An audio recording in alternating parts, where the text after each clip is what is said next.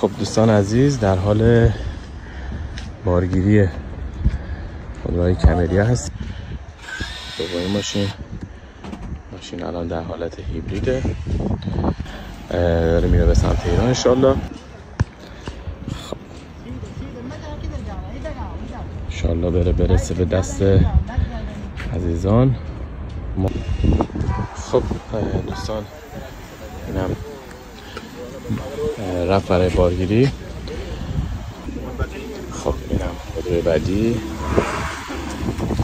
دوستان میتونن صرف صد کارشون رو ما بسپارم که انشالله برشون انجام بدیم.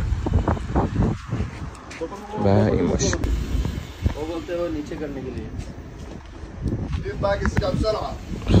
خودرو هم رفت به حالت برقی رفت.